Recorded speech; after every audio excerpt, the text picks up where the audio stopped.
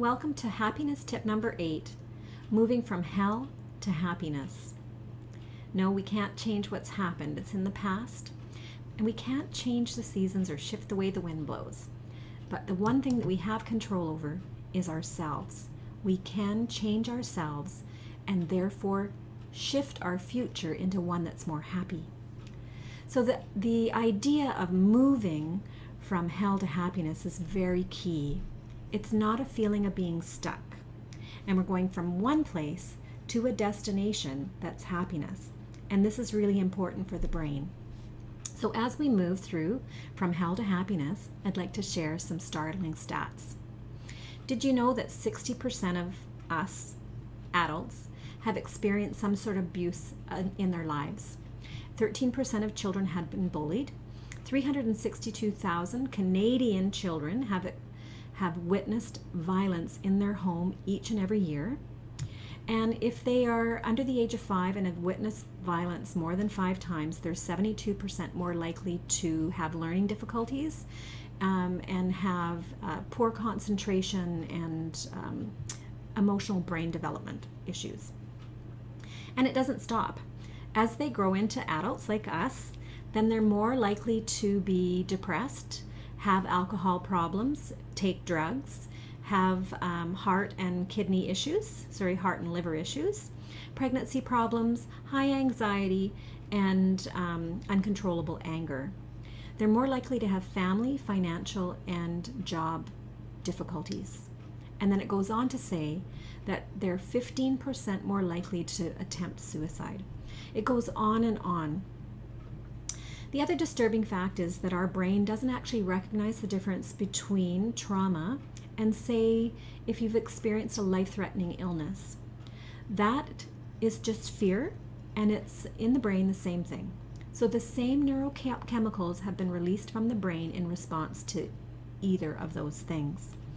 My name is Adele Anderson, and I could illuminate many more horrible statistics relating to trauma. But for today, let's consider how we can change our lives in a positive way by moving through hell and into happiness.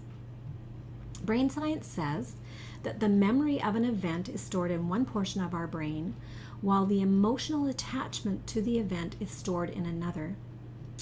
And both psychology and neurosciences like neuro-linguistics programming can be used to neutralize or redirect the mind away from these memories that cause us pain. Back in 1979, Richard Bandler and Richard Grindler invented neuro-linguistics programming. It's been around for a while. And the one I'm going to talk about is called visual kinesthetic disassociation. And it's recognized as a valid treatment for post-stress traumatic disorder. And several years later, a fellow by the name of Steve Andreas created an NLP treatment called removing anxiety. So now that you're aware of some terrible stats, you can also consider that there's some great solutions. No, we cannot change your personal history. And let's face it, you are who you are, all the brilliance and the great things that you've done because of the situations, the adversity, and the resilience that you've shown. So there are those things that we can be grateful about. But for the purpose of healing, we can rewrite your personal history and not just live with it. Because there's dangers in that. Remaining in a state of emotional trauma or living with PSTD results in a form of brain damage. People that suffer from PSTD continually suffer from recurrent invasive thoughts. Flashbacks, nightmares, high anxiety, hypervigilance, decreased memory and concentration. It's all bad stuff. And it's because we have too much adrenaline, cortisol, and norepinephrine in our systems. These are neurochemicals that are released from our brain in relationship to stress. And when we have chronic stress, like we've lived with trauma for our whole lives, we have an excessive amount of this in our system. So let's be clear. Removing emotional trauma doesn't mean that we condone what's happened. Violence is a non-negotiable, but it doesn't have to affect our lives today and keep us sidetracked from the joy that we really want from life. So let's talk about removing the trauma. Neuroscience says that our brains are very malleable, and processes like neuro-linguistics programming are proven to rapidly remove anxiety and strong emotional attachments to events. Because you were traumatized, you probably stayed away from situations that brought these feelings back into your body. It could be anything. If you felt anxious in a job interview, or speaking in public, or even going into a crowd, these feelings are coming up from an emotional trauma that you've experienced in your past, and they're keeping you from maybe getting the job that you want or experiencing the joy of maybe your own wedding. It can be anything.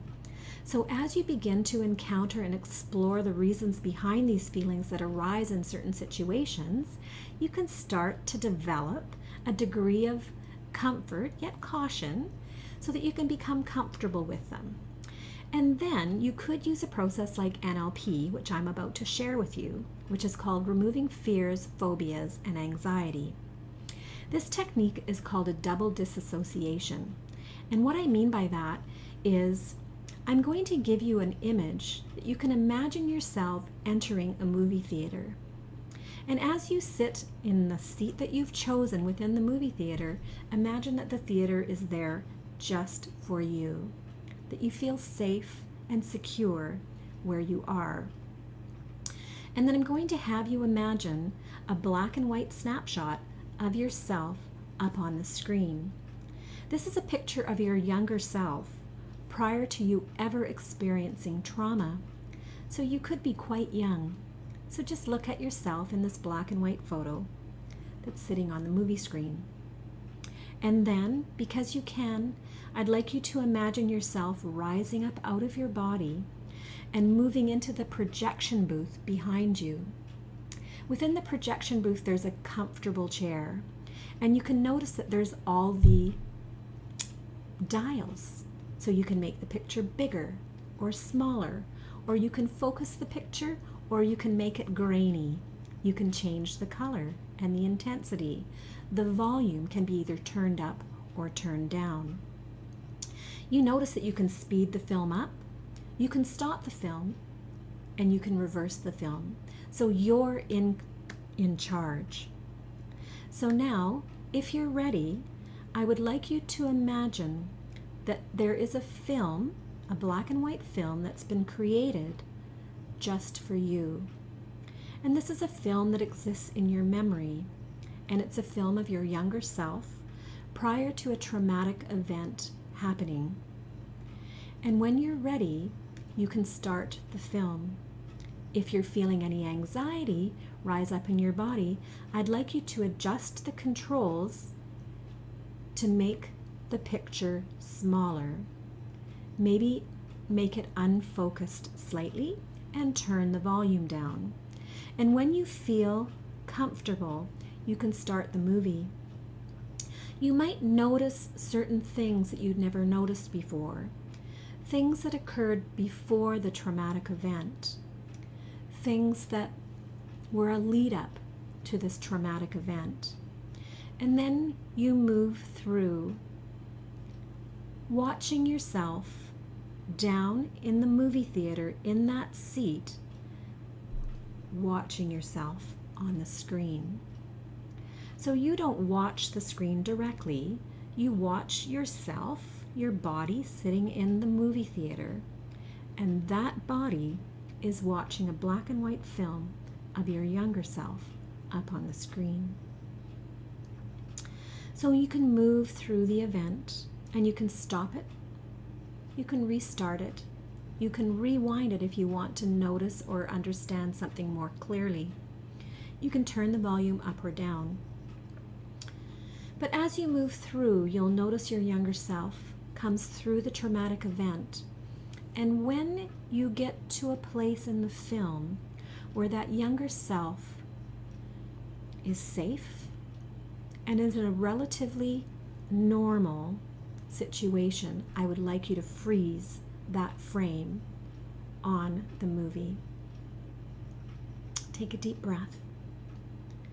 And when you're ready, I would like you to rise up out of the projection booth and fly back into your body that's sitting in the movie theater watching the screen.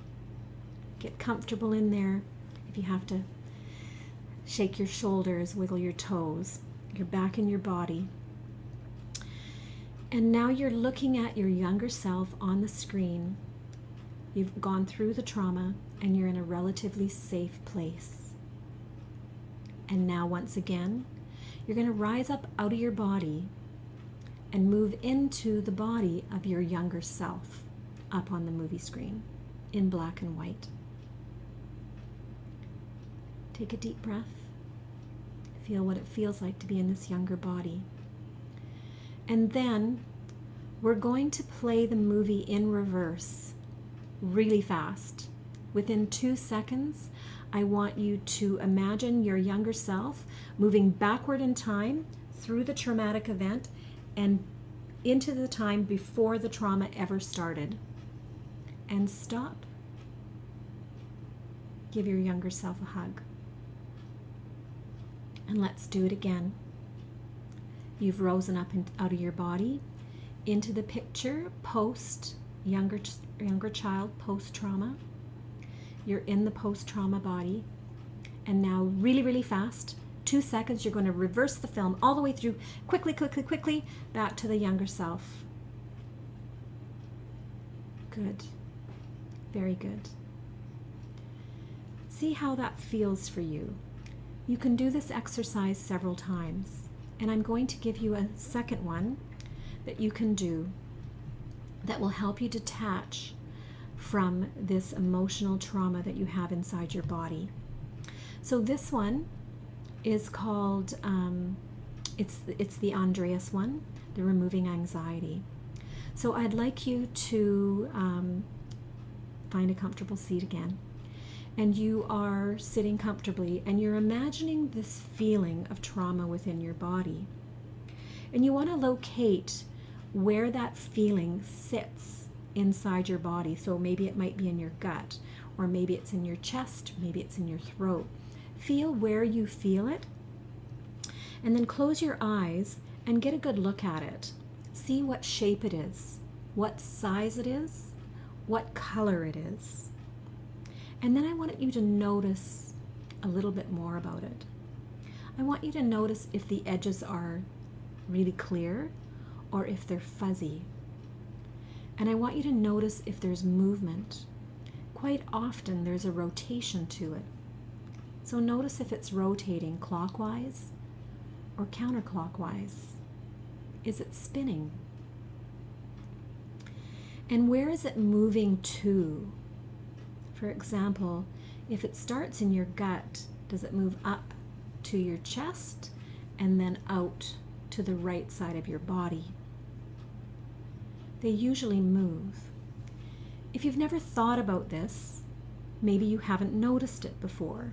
So just take a moment and notice what happens with this shape, color, size trauma within your body. And if you can't notice which way it's going or which way it's spinning, then test it. Test it spinning clockwise. Does it feel normal? Test it spinning counterclockwise. One of them will feel normal. Also test which direction it's going. If it's going up through the top of your head, if it's going out through the right, out through the left, or down through the floor. So just test those. One of them is going to feel so normal. And when you're ready, what we're going to do is we're going to change the pattern in your brain.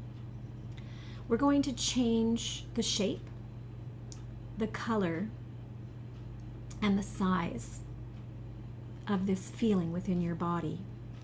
And we're going to reverse the rotation and the direction that it's going. So for example, if I had a golf ball sized piece of trauma that sits just below my rib cage in the center of my gut, and it spins and it's gray and it has rough sort of edges that diffuse, gray in color, it's quite heavy, it's solid, and it's rotating to the right, and it goes up and out through the right side of my chest. So what I'm going to do is I'm going to change it into a big blue heart. You know those little hearts that go across your Facebook page? I love them. So I'm going to change it to a blue little heart that goes just like those little Facebook love you hearts. And I'm going to have it spin to the left and go out through my left shoulder. And I'm going to do it really, really fast. So I'm going to close my eyes. So I invite you to join me. Close your eyes and you think of your own pattern that works for you. For me, it's going to be those little kissy hearts, and it's going to rotate to the left, and it's going to go out my left shoulder. So here I go. I see the golf ball size gray orb with rough edges, and it's spinning to the right, and it's going out my right shoulder. And I'm going to poof. I'm going to change it into a little blue heart, and those little huggy kisses are going to rotate to the left and spin out my left shoulder. I'm going to do it again. I'm going to switch it into a little blue heart, little kissy hearts, that thousands of them, little sparkly hearts going out my left shoulder, spinning to the left. I'm going to keep repeating that until I smile, which makes me smile. So, very cool. So this exercise, even though it seems really strange, it actually really works. And I encourage you to do it several times today and maybe tomorrow, and then test yourself and see how you feel in similar situations that used to make you feel anxious. Clinical evidence actually states that there's a permanent removal of these intrusive, deep, emotional, dark anxiety in 75 to 80% of clients. So it's phenomenal. And I'd encourage you to try it. So let's face it, having gone through trauma has taken courage. So you have courage, and it also takes a period of recovery, because abused people or people that have been living with high stress are adrenal fatigued. It actually causes the brain to have a little bit of brain damage. The brain has been in high alert for so long that it thinks it's in constant danger. So imagine being chased by a saber-toothed tiger morning, noon, and night. Imagine how exhausting that is and how exhausted you feel. But the other thing about being in high adrenaline is your system starts to recognize a pattern of behavior, and then it seeks it out, because if it's used to high adrenaline, it's been normalized. And so your behavior may be driven in a way that you're seeking danger in order to get this adrenaline rush. You know those people that fly through the air in little bat things? That would scare the living out of me. So these people maybe have an adrenaline need. Not saying that, but it's a possibility. And not all stress is bad. So maybe they're just whatever it is. They're hanging from the high sky rises and, taking selfies. It's crazy stuff. Short-term stress helps us adapt. It helps us move away from whatever it is that's causing us stress. But when we have chronic stress, we tend to normalize it. And it also comes, so we don't recognize it anymore. So it comes with a whole bunch of bad health stuff. Leading indicator for heart disease, kills more men and women in North America than any other cause. It's so normalized that people don't recognize that they're in danger. They're in the stage 3 of stress, and they die. They don't recognize that they're in stage 3 because people don't recognize when they move between stage 1, stage 2, and stage 3. They just do, and then it's fatal. So think of chronic stress like an old jacket. Say you had a jacket that was your favorite when you were a teenager, and it's been your favorite for however old you are, and you've worn it every single day of your life. So imagine what that jacket looks like now. We see homeless people. We know what that looks like. The jacket is stained and tattered and torn and thread-borne and faded, and the zipper doesn't work.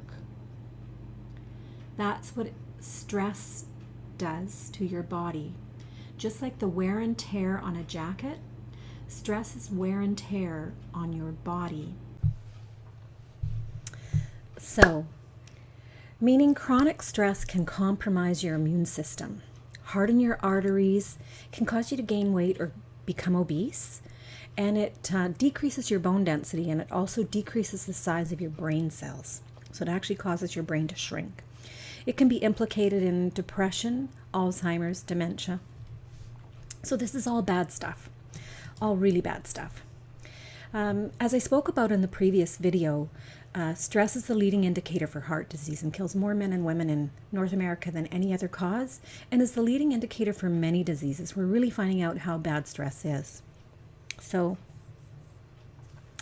if you're considering moving from hell to happiness, and you're there right now, rising up out of the ashes, give me a call. I'm here to help you get back to happy. Stay well out there.